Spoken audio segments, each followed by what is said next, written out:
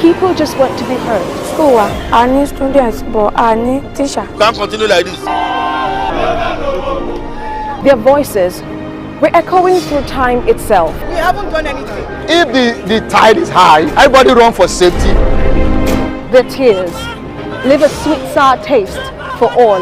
Their demands, a familiar call beckoning for change. In our world, no one expects a disaster to happen. But when it does, we'll be there to x-ray all sides, from the east to the west, north and south. Community Forum will examine the oddities and challenges to economic development, as well as issues yearning for government intervention. Watch fresh episodes of Community Forum on Sundays by 9:30 p.m. only on TVC News.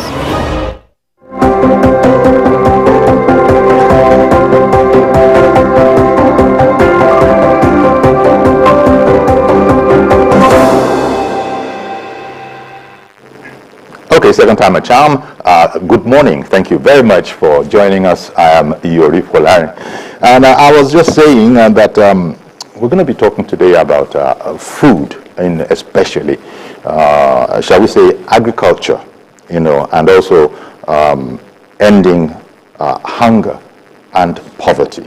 Now, this is a matter that concerns governments, and I have an agricultural expert with me. He is the country director of Heifer International, and he's Mr. Rufus Idris. Mr. Rufus Idris, I beg your pardon.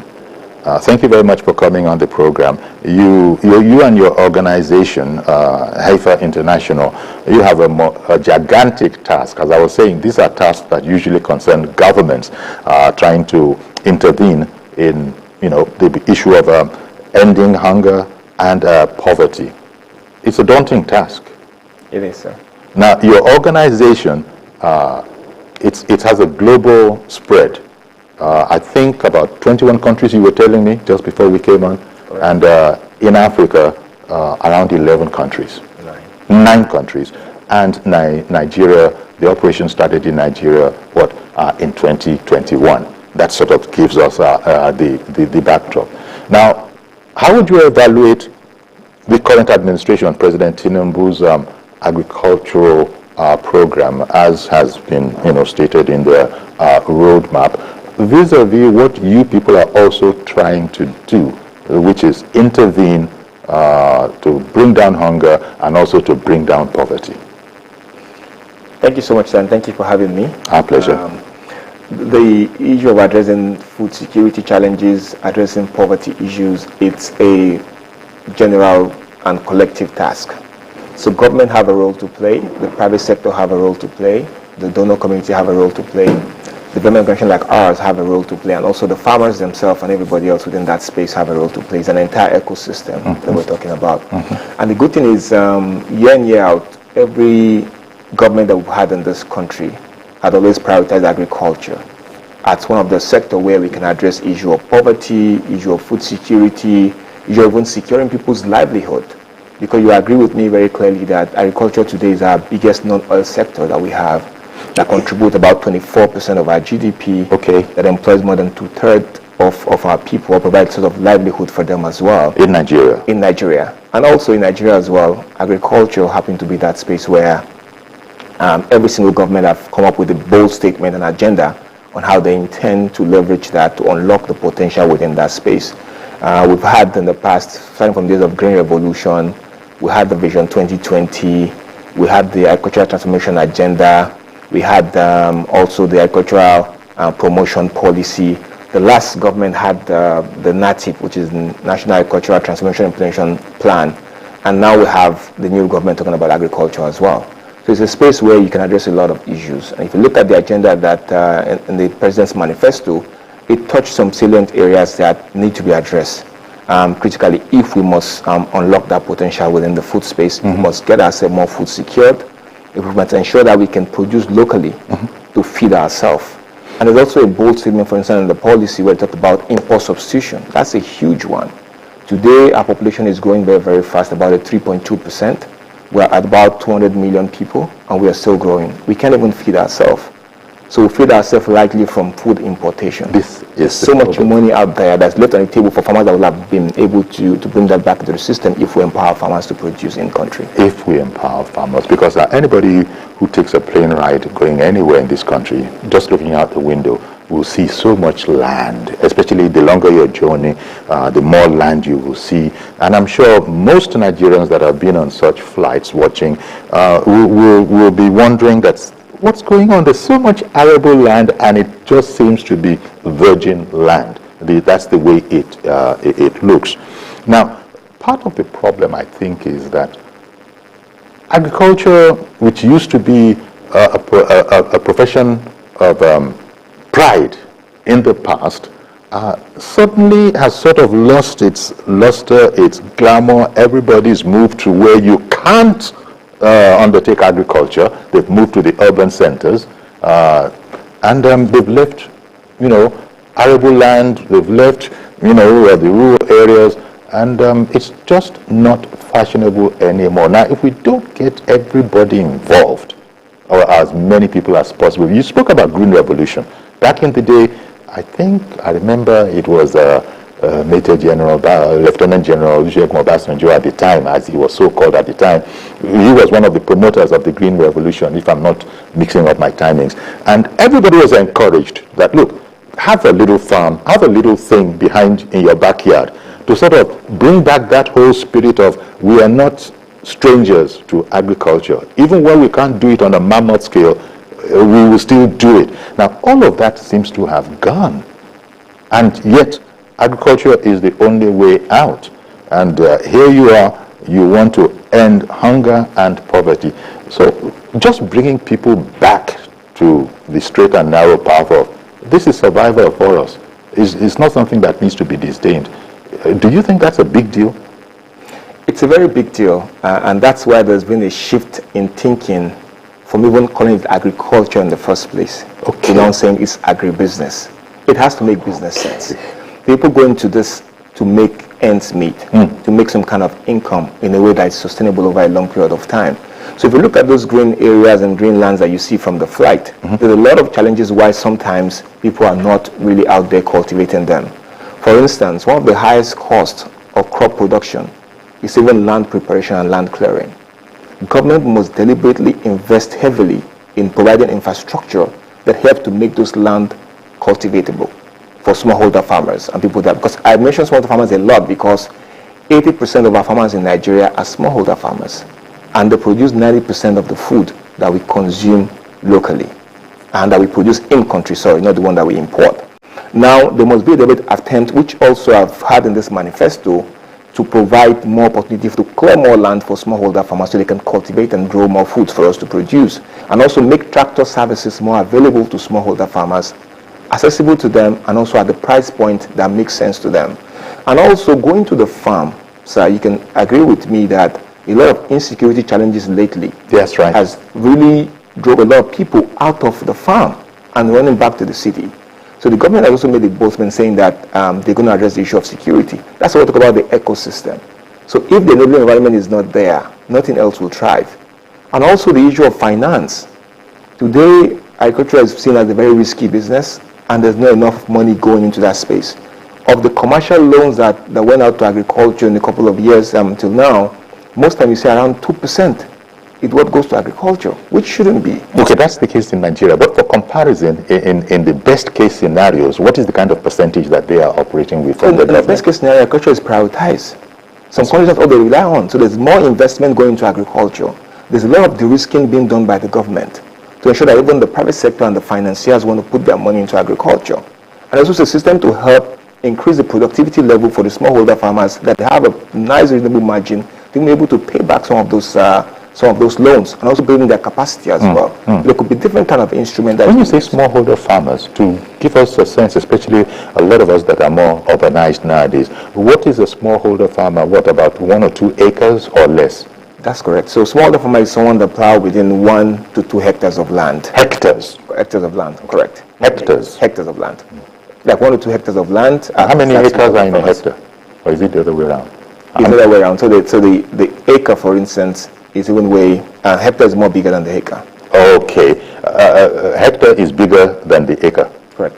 And you say up to 2 hectares. 1 to 2 hectares. 1 to 2 hectares. And so that would, for agricultural purposes, that is a smallholder. The smallholder, because there's somebody that's producing, averagely making an income that is not up to the point of becoming a commercial farmer. Okay. But again, if we look at it though, although they are smallholders, some of them even has as low as 0.5% of hectares of land, okay, which is way smaller than even an hectare. And that's why they struggle, because when it's time to require for services, you can't call for instance, a tractor service in a place where you have only 0.5 hectare. The price point when it gets to you will be too expensive. So how do you come into cooperatives? How do you come together and aggregate the demand? So when you come there, you can actually plow and support large expanse of land within that space. Okay. And that's what I think is some of the areas. So these are farmers that are currently even considered at the point where, how do you even move them from doing 1 or 2 hectares to being more productive? Okay. The major issue is not about the size of the land, sir, most times. It's about the yield that they get from that land. Productivity level is very low in Nigeria compared to other countries. So why is that? A lot goes into that. One, it could be not having the right kind of mechanism or mechanized ways to plow the land. Okay. So using a tractor, for instance, to prepare your land can increase the amount of yield that you get from that land by 50%. But you might not be able to afford it. Getting the right so kind it's not all of about seed. fertilizers, because a lot of, well, I don't mean it derogatorily, a lot of noise is made about the provision of agriculture, whereas it's not a bad thing. It's not the only thing. It's not the only thing, and it's not a bad thing, but it's not just fertilizers. It's about how we even prepare the land in the first place. It's also about the kind of seed, choice of seed that you use. It's about the kind of practices that you adopt going forward as well. I mean, how much do you employ good agricultural practice in the system? Do you even know the new system? Also, importantly, affecting yield as well, sir. It's also the issue that we currently see now, the climate change impact on agriculture. The rain now is being delayed later than what it used to be in the past. So if you don't have enough water in the soil, that also impacts on the kind of yield you're going to get, because the times that you plant now is being distorted from what it used to be. And also at times we see high drought where there's not even enough water in the soil, so the soil must just stress that will never let your crop provide the kind of yield that you want. And that's why it's hard for us to compete most times with some of the imported foods, because they get higher yield per hectare of land compared to us. So the price point that they can sell might be cheaper, despite even importing them to the country compared to what's being produced here. So we must increase productivity to make our what we produce here more competitive, and also improve on the quality that's being produced to compete and be able to do the actual import substitution that the government is talking about. I like how you said even people are moving away from calling it agriculture to now being agri-business. Because this is the truth that we must face if we're going to get to where we need to be. But to sort of further help us understand it, I was just looking on your website and I saw that the whole, as it were, a universe of agriculture is one thing, but you've sort of segmented out an area of interest. So most of your efforts are going to be focused on, look, 1, 2, 3, 4, 5, around 5 areas. You're looking at tomato, you're looking at rice, you're looking at poultry, you're looking at small ruminants, and cattle. Of course, that's a big one. Cattle is a big one for us in Nigeria, maybe sub-Saharan in Africa here. So tomato, for instance, is very topical now. Any market person, business person, any housewife will tell you that, as they say locally, tomatoes have become gold. We can't buy tomato the way we used to buy it now.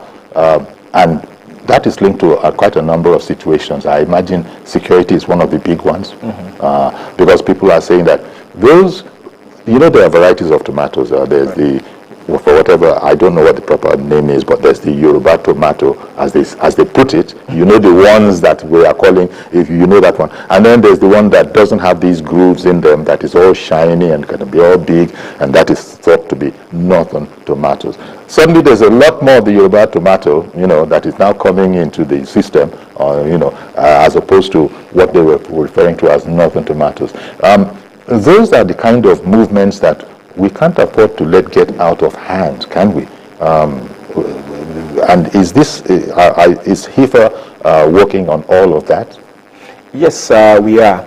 So the choice of the value chain came out of a rigorous analysis and assessment of the country itself, and looking at if we must address the issue of poverty and hunger, what are the value chains of priority when it comes to government's priority, when it comes to where we have a lot of smallholder farmers, women and youth involvement, value chains where we have a lot of private sector processors that are willing to invest more into the back end reverse integration into the system.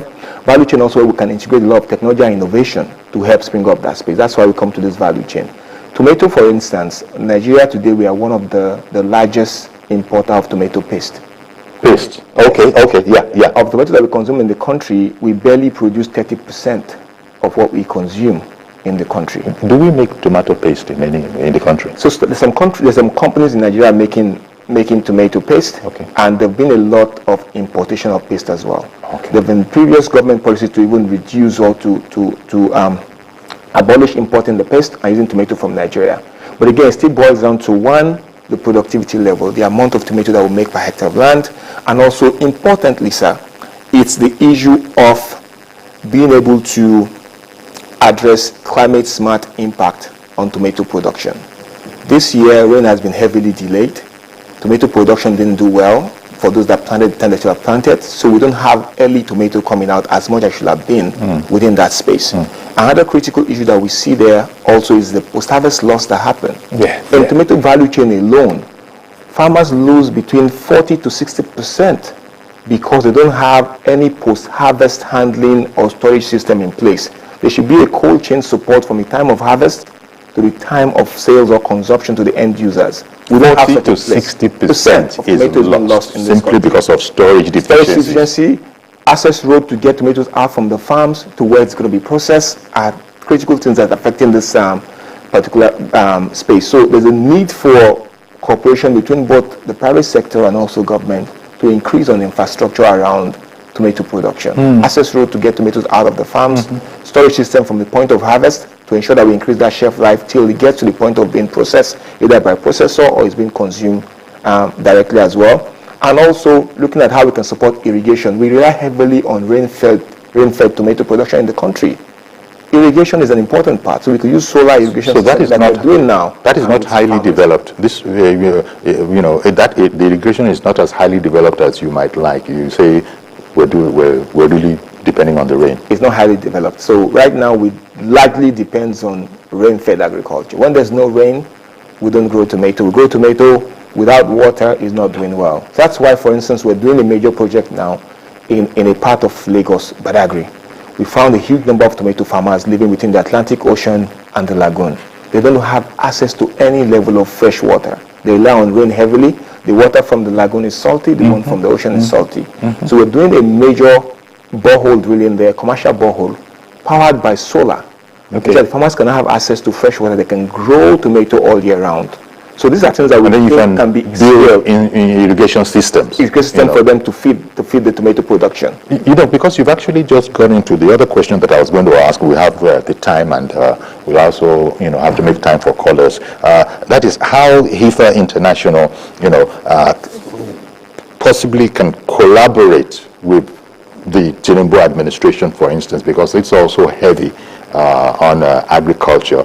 Even right through the campaign, President Tinubu, when he was candidate Tinubu, was it showed that agriculture, as well as another of your aims, human capital development, that is poverty, bringing it down as much as possible. All of that's very important. How do you think, Heifer could, work with the government?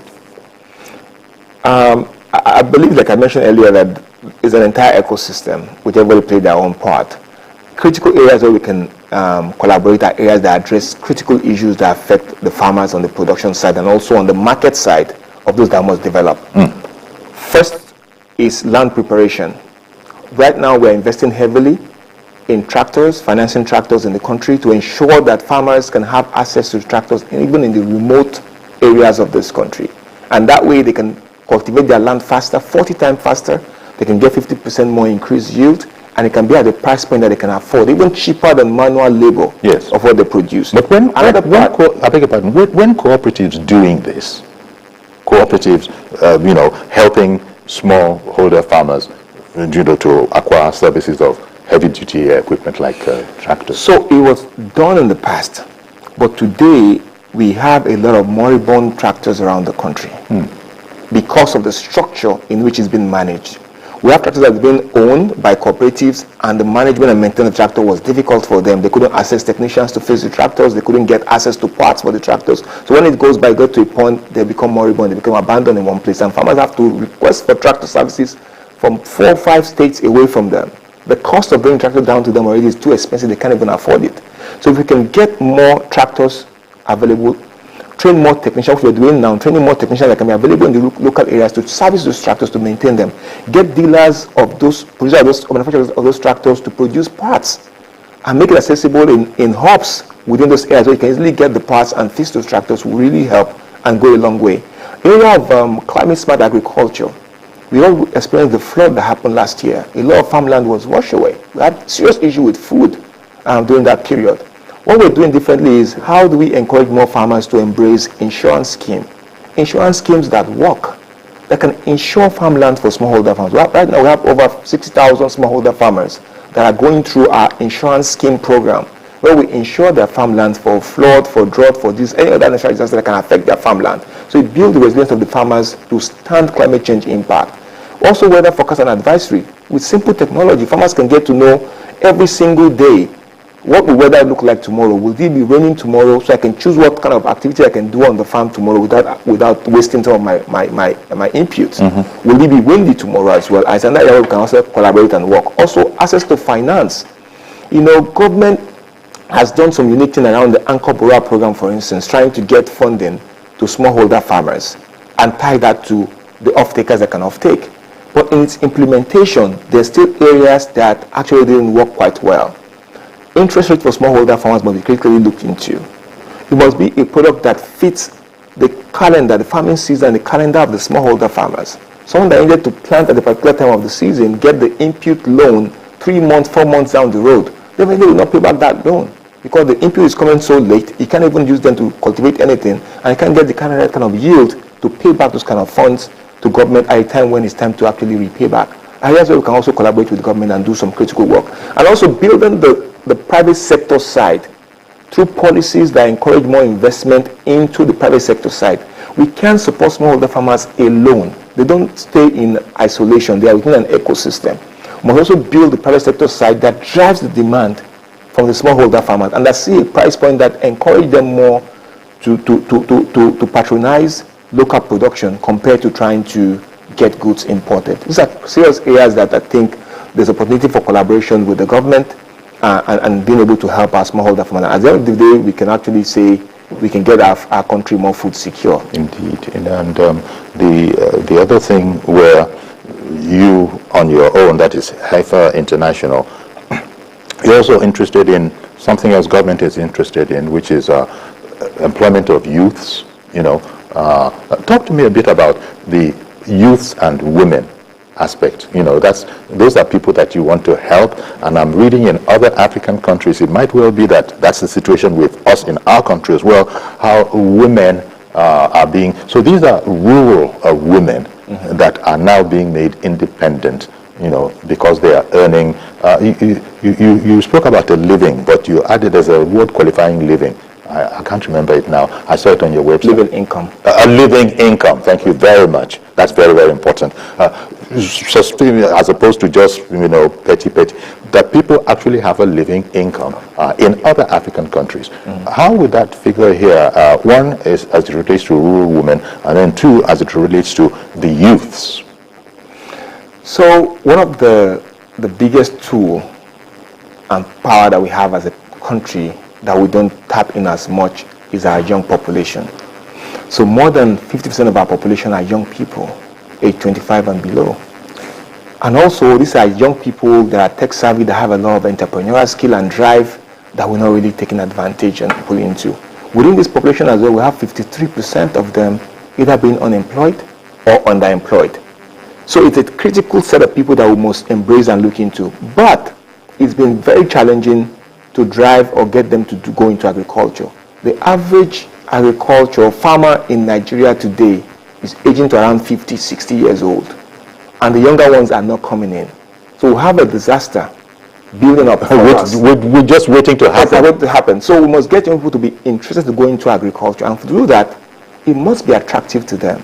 Sorry to interrupt you, you continue, but I wanted to ask you if that was a global trend or if this is a Nigerian thing where farmers, the mean age is somewhere between 50 and 60, young bucks are not coming in.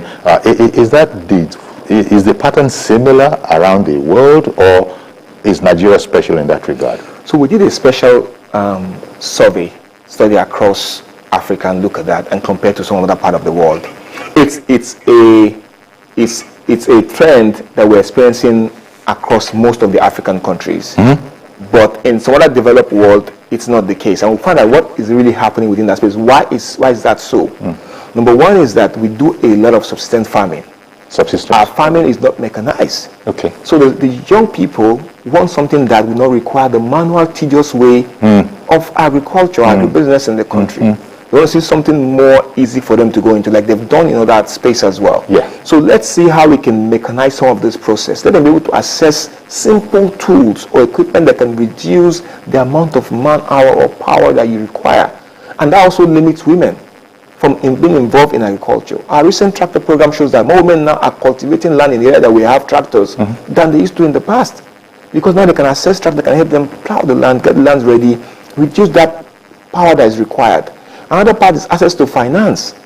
Young people and women most times struggle to access even the available little finance for agriculture. A young person, for instance, have no collateral or no guarantee anywhere to get money. And the banks require you to bring a guarantee or collateral to the table. They can never go into farming. So these are issues that are being, I believe that these issues are actually, I'm sure the administration also has ideas on these kind of issues as well. You will continue. Sorry to have interrupted you, but Mr. Balogun in the UK has also joined the program and wants to make a contribution. Good morning to you, Mr. Balogun in the UK. Good morning, Uncle Yori. Thank you very much for calling me. Uncle Yori, what an interesting program. Uncle Yori, first, what I say about our problem in Nigeria is this. You see, in those days, they have this bank for agricultural bank, this, that. No one in Nigeria can tell me that this is the outcome of those banks. That is one way. Number two, you see, this farmer, like your guest has said, there are classes of farmers. Okay, the ones that are more entrepreneurial and everything. Okay, where do they get this money from? They need to partner with them. And the federal government, what the federal government needs to do is get the fund. But you find out that the fund is there. Unfortunately, it's always paddy, my party man. And some of the big men will put on their agbada and they don't even have a plot of land. And they will tell you they are farmers. These are the problems. For example, I wish you could see Mr. Idris's face. He was nodding in agreement to all those things you were saying, especially the Agbada farmers. Please continue. Yes. Please, in about if I'm correct now, 4-5 years ago in UK here, they do survey and they found out that, look, what's happening that we're losing our farmers to other European countries. You know what they do, sir? They went to France, who them with a lot of money and tell them that, okay, they are going to write off some certain things for them. These farmers came in. And the government, the land is there. You know, we have a money-led problem. The land is there. The government has the land. And it's not your land, but you can farm on it. Anytime I said, okay, Balogun, I'm tired, I'm not farming, Uncle Yori can come in and continue with it. Because the land is there. So those are the problems we think. Here, they hold the farmers from other places. They go to African countries and bring farmers in. And the state, like my state, Lagos State, I don't see why Lagos State, you can partner with like what they did in the area of the rice. They can do more than that. Now my brother there talk about tomatoes and all the rest. Sir, come in this place, as you know. We have all these things, plum tomatoes, chopped tomato, and the whole one. Depend on what you want. And we don't have preservation. We don't have this company that do all this thing. The paste is talking about, even paste is no longer in vogue here. Very little people use paste. Very, very little people use it. You have various type of tomatoes in tins and in whole. That's what we need. And here, Tesco, Sainsbury, Hofrey, they partner with farmers. They don't wait for government. They give you, Mr. Okuyori, they give you money, you farm, and then you work it out. They bring it to their store to sell. That's what they do. Indeed. In our place, everything government. Oh, well, Mr. Balogun, thank you very much for calling in. And he got to that area. Yeah, I'm going to have to take a break, but he said people are partnering with farmers, yonder abroad. I believe that we also have one or two big stores that are also doing the same thing. You comment on that, but I must go on a break now. And I'm sure you have a number of things to comment about Mr. Balogun's presentation. Please stay with us. We'll be right back, and we'll continue taking your calls as well.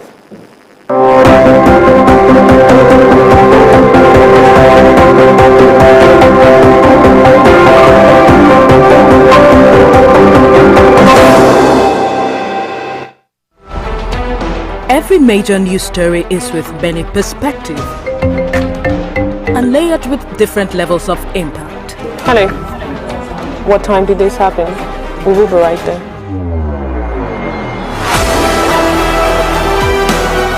At TVC News, we follow the big and major news, gathering the facts, witnessing the outcome. I am here live at the aftermath of the approval of the new national minimum wage.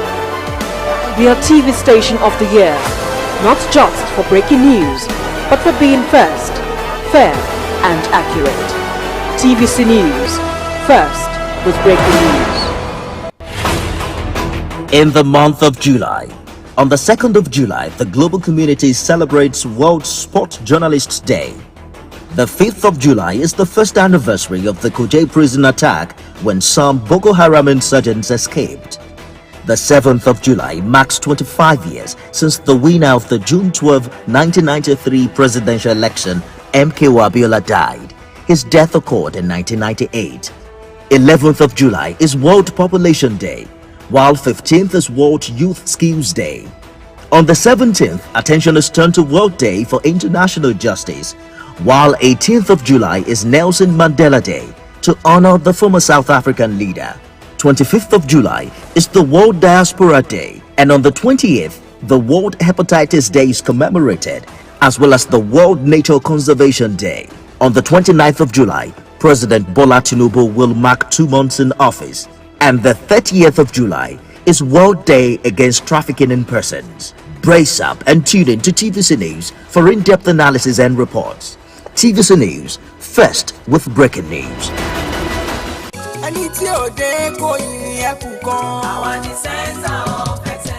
Lagos is the most visited state in Africa as the 5th largest economy on the continent. Covering the state and its government is no mean feat, it's a busy beat.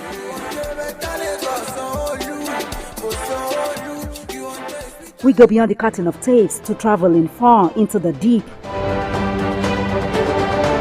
I want to thank the Lagos State government for the healthcare facility. To bring stories that cut across all spectrums. A greater Lagos shall be ours. We tell you stories that define our collective well-being as Lagosians. I'm Adedoja Salamadini. I live in Lagos, inside Lagos.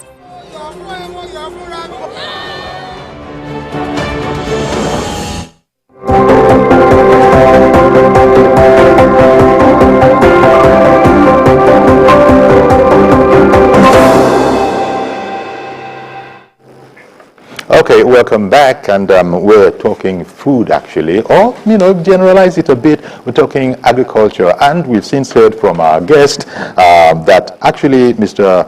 Rufus Idris says that it's agribusiness nowadays. We're looking at Heifer International. It's an international development organization that focuses on ending hunger and poverty. In the meantime, Reverend Dominic has come on. Good morning to you, sir. Thank you for holding on. Go ahead now, Reverend. Good morning, Chief Yori. Good morning, Mr. Rufus. Yes, thank you. Yori, what a wonderful presentation for our brother from UK.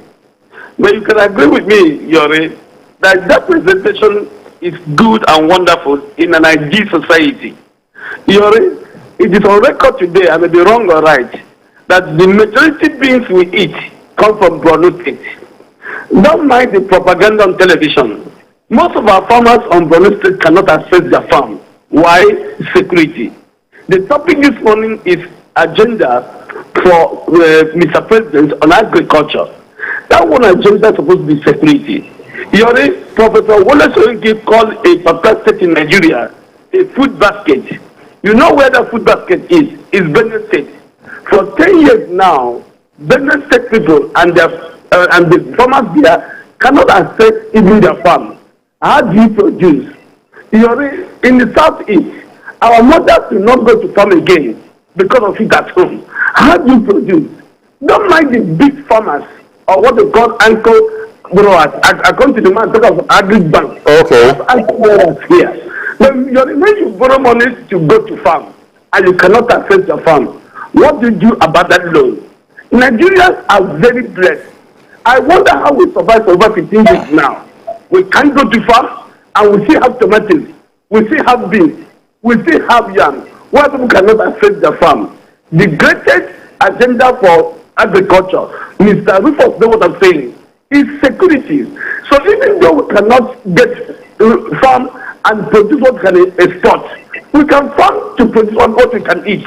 One of the campaign, most of the president candidates last time, is Nigeria must feed themselves. Nigeria must produce what they eat. But how do we produce what we eat if we cannot access our farm? In my house here, I don't buy vegetables from year to year. But in my little place, I plant vegetables. So I eat it because there's no insecurity here. But how do we go to farm in the north? All the northern states today are in crisis. Don't mind the propaganda. The truth is that our people cannot access their farms. And majority of people in the north are living in IDP. Today, by record, we have 3 million people living as refugees in the northern state. How did they access their farm? If we can even farm and eat and feed ourselves, then we bring down the cost of living of food in Nigeria. But when an individual cannot feed himself, how could that individual do commercial farming? Thank you, Yori. The greatest agenda is security, so we can feed ourselves. Nigerians are wonderful and hardworking people. We can't feed ourselves. All right then. Thank you very much, Reverend Dominic. A very concerned Reverend Dominic. They are highlighting some of those issues that we know, but they're very, very serious. Yet they're not insurmountable. Would you like to take it from there? Yes, and also there was Mr. Balogun who had called in from the UK before the Reverend. Yes. So really I'm not going to be interrupting very much. Yes. If anybody interrupts, it will be from home. Okay. So I completely agree with Mr. Balogun that spoke earlier, and I also agree with Reverend Dominic as well. Mr. Balogun is speaking from a developed world where things work, where they map out the entire system and everything can work freely. The same thing that he is talking about, we have some of it happening here. We have big companies backward integrating into working with smallholder farmers to produce for them. But what Reverend Dominic just mentioned is important. The enabling environment. Even those companies are struggling because the farmer base they're supposed to be working with are struggling. Insecurity, I mentioned that earlier, that's the number one thing. If you can't even access your farm, how do you produce? How do you go in there and say you've taken a loan, then how do you produce to pay back those kind of loans? It's a very, very big challenge. So I know also in the manifesto that I looked at, I see insecurity and tackling security issues as number one agenda of Mr. President, which is important. Because that's the first base to even say we're going back to farm to go and produce. But now the other enabling environment for companies to thrive under such arrangement. These companies, for instance, where are they accessing funds to be able to go back and invest in smallholder farmers? Who is playing that role to build the capacity of smallholder farmers to ensure that they repay those companies back? Who is making the roads available for the companies to pick up the goods that the farmers have produced to go to the production point for production? Who is looking at the incentives that we have in place to encourage those investors to do more with more smallholder farmers in the country? So it's about the enabling environment that make the ecosystem work. And like we always say, government might not be relatively involved or directly involved in doing business, but they have a duty to ensure an enabling environment for everybody to play within the space if we must unlock potential for us to feed ourselves. That's the most important thing. How do we feed ourselves as a country and reduce importation? An average Nigerian today spend about 56.4% of their income on food alone. So the meat is even survival. Can you imagine? So what is now left? Out of what is now left, you now know the price I have to buy fuel. Exactly. I think I have Mr. David in Ikeja. Good morning to you, sir. Hi, good morning. Please go ahead. Okay, thank you. My name is David. I'm calling from Ikeja, Lagos. Now, it's been very interesting, the conversation.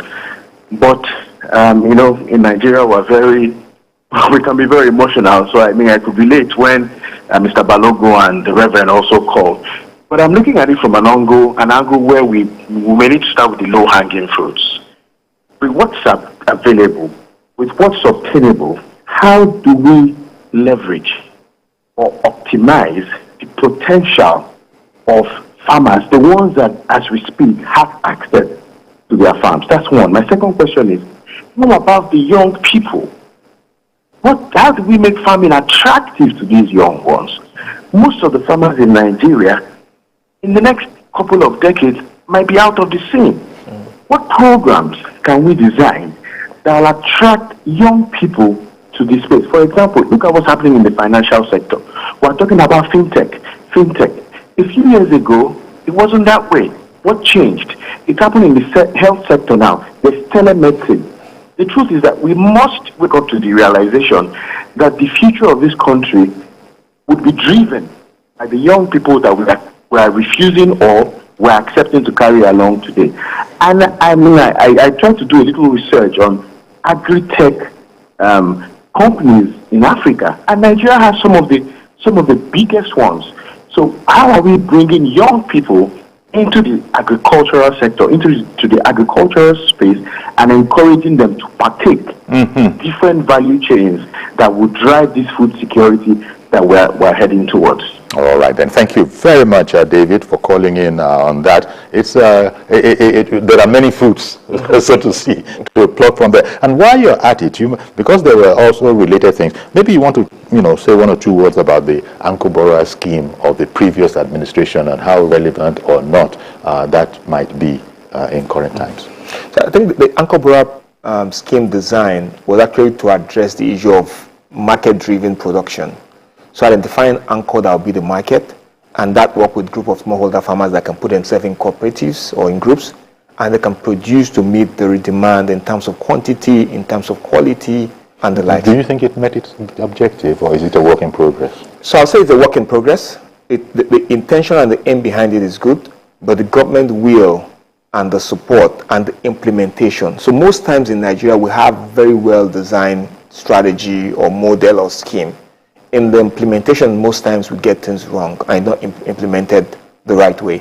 There's still a lot of areas, a lot of support function within the market system that were not fully ripe already or well supported to make the Ankobora scheme work. If an off-taker was willing to off-take and loan is being given to farmers to produce, there are other people that play a lot of role in between. I know they bring an input supplier, logistic provision, the access roads. There's a lot of other players within the space that I think we've not built to a point where the ecosystem building mechanism that we have in place to make it thrive is not solid enough to get there. And according to what Mr. David mentioned as well, I talked about this before, how agriculture is not currently attractive enough for young people. Yes. How do we make it attractive? That's one. The other part is that how do we also use young people to make agriculture revolution that we want to see? That's the tech space opportunity. Maybe you continue explaining what you're explaining, because in the meantime, another caller has come in. So just please bear in mind where you got to. Good morning, Ada, calling in from Jos, usually. Yes, good morning, Mr. Yuri and your guest there. So that's calling from Jos, Batu State. Yes, President Bola Tinubu has good intentions about the Agric sector. But I want to urge him to have the political will to ban open grazing nationwide and adopt branching. Kano government template is a typical example. This will drastically reduce the so-called clashes between herdsmen and farmers, which has led to loss of lives, wanton destruction of properties, and left so many people displaced, putting a heavy burden on both the federal and state government. It has led to food insecurity too. This should be a starting point for him, if you ask me. In other words, the first task must be to confront those factors that are fueling insecurity in order to ensure there's food security and an enabling environment for investors to come and invest in agri-related ventures. It should give soft loans to the real farmers and not the political farmers. There should be emphasis on improved storage facilities, and then there should also be emphasis on mechanized farming to attract youth who want to farm. So when we put these things in place and then improve on our exports on the food, we have to, kind of process them. Not exporting them even in the raw state. Even in the raw state, we are even exporting them.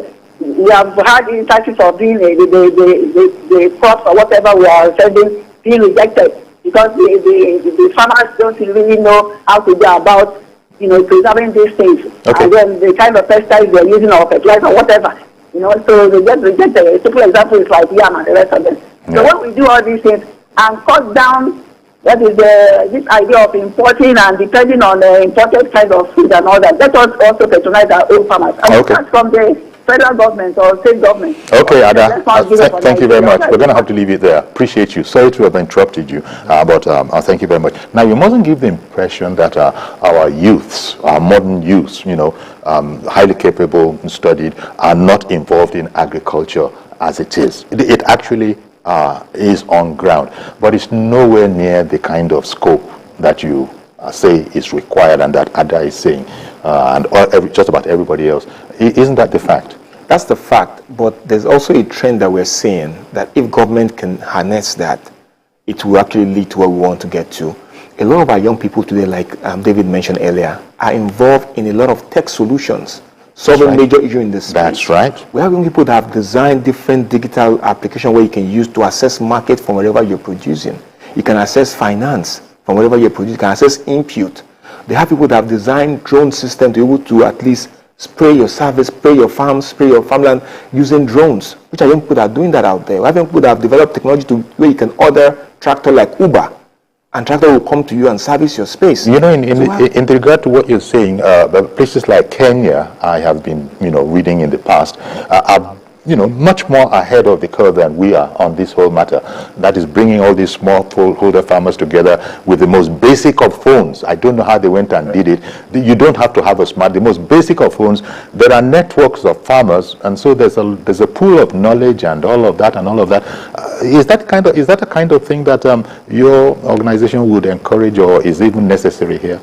Exactly. So one of our major missions in the country is also to drive young people into agriculture. So what we call the Ayute Challenge is the Africa Youth and Technology Challenge. The idea behind Ayute is mainly to bring young people into that space that have a lot of solutions or innovations that we can attract to solve major issues within the space. We have young guys that have won cash prize from us and currently are producing solar-powered cold storage system in remote areas where farmers can use that to reduce post-harvest loss. So I put that using this fund that we provided to provide tractor services for smallholder farmers. We have those that are using the same funds that we provided to aggregate produce from farmers and link to the likes of the bigger retail stores. We have those that are currently using the same app to get financing to farmers, to get you to be employed where they can provide financial inclusion services to farmers at the last mile in different areas. So we have some of this on the ground. It's just that it's not on the scale that's correct that you would like. Comrade Ayo in Oshobo, good morning to you. We lost Comrade Ayo.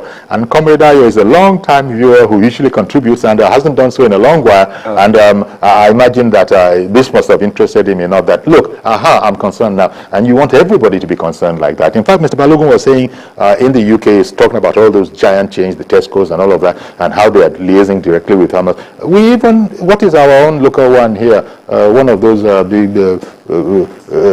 ShopRite, I believe. Yes. They also are liaising directly with farmers on all areas. You concern yourselves with tomato, rice, poultry, small ruminants, and cattle. Now you find that the cattle, all of these things, they're there, but we probably need thousands of ShopRites up and down the land, from Lagos to Karandamoda, for it to have the effect that you want. I have someone from Port Harcourt. I didn't hear the name. Kennedy, Mr. Kennedy in Port Harcourt. Good morning to you, sir. Oh, thank you so very much, Mr. Yori. Good morning to you as well, and to my beautiful guest. Good morning to you, sir. Good morning. It's a very, very laudable approach, but there is this very nagging issue that is bedeviling the entire country. That, to quite an extent, has even worsened the food production, insecurity. I wouldn't know the step. I wouldn't know the step my brother is taking to want to challenge that insecurity, because if insecurity is challenged head on, our local farmers, you'll be amazed how much. Sorry, they are. Maybe you missed it at the top. Heifer International is a non-profit organization, that just concerns itself with development. I agree. Okay, That's what I'm saying. That's what I'm saying. So government will probably do the insecurity part. Exactly. For them to come on ground and operate well, insecurity must be challenged head on.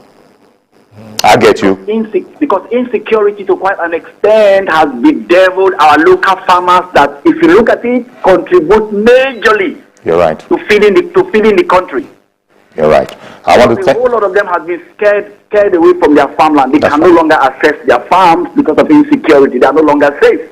Indeed. So what approach is his organization taking to want to first begin to look at the problem of insecurity and how to solve it? All right then. Believe you me, if that problem, insecurity, is solved to quite an extent, our farmers will be so very willing to go back to the farm, and what he is planning will work. Indeed. With insecurity in place, I doubt to what extent what they are planning will be able to work. Thank you very much, sir. Thank you very much for calling in, Kennedy, and saying what you've just said. Just about every caller has also recognized that without security, government itself recognizes without security, so they're working at it. But it's like everybody's on the same page on that regard, that what insecurity is causing us in terms of our food sufficiency is humongous. Huge. Now, well, let me just follow his lead. Mr. Kennedy wanted to know, what can you do about it? So I'm not a security you can't do it. You can't do much. You can only operate in your field of expertise, which in this case to me is agribusiness. We will say agriculture, you are saying agribusiness, we understand. And in particular, tomato, rice, poultry, small ruminants, and cattle. People should just keep that focus in there. And but the fact that Nigeria, I don't know, this is the 9th or the 11th country in Africa, because Nigeria, you came to Nigeria, as it were, in 2021. And it had been in operation in other African countries and in other areas of the world. But this, are you looking forward to being able to partner with government on this? Because you depend largely on donations, from either individuals, and then you also link up with research organizations, agriculture. You're affiliated to so very many. What's the prognosis for the future going from here? So we work in collaboration with a lot of the players within the space. So we have strong partnership and collaboration with government in every country that we work. We work at the national level with government, at the state level, at the local level. We've helped most countries. Like the Lagos operation, that's an example of working at the state level. You said you have something like the Lagos Tomato Project Nights, and also the cold hub thing that we did also in partnership with the state government and private sector actors as well. In Edo State, we have a strong collaboration with the government there to attract production of a processing center in Edo State that's going to process in poultry. That can open up opportunity for more than 200,000 poultry farmers in the state. We have collaboration also in the state like Nasarawa State and Benue State, where we currently work and supporting farmers also in Ogun State as well, areas that we work. So collaboration with government is very, very key to us. Collaboration with private sector players that will actually help us drive the kind of change we want to see is very key. Okay, with youth that own social enterprise as well is a very key component for us to collaborate. Okay, we're going to have to leave it there. I know there's a lot more. After all, you are an expert, and I want to thank you very much, Mr. Rufus Idris, Agric expert and country director at Heifer International, an international development organization focused on bringing down, if not ending, hunger and poverty. Thank you very much for coming on and speaking with us, and I'm sure we should do this again. There's a lot more ground to cover. Thank you very much, indeed. So that's our program. Please join us tomorrow for a fresh edition. I am Iori Folarin. Bye for now.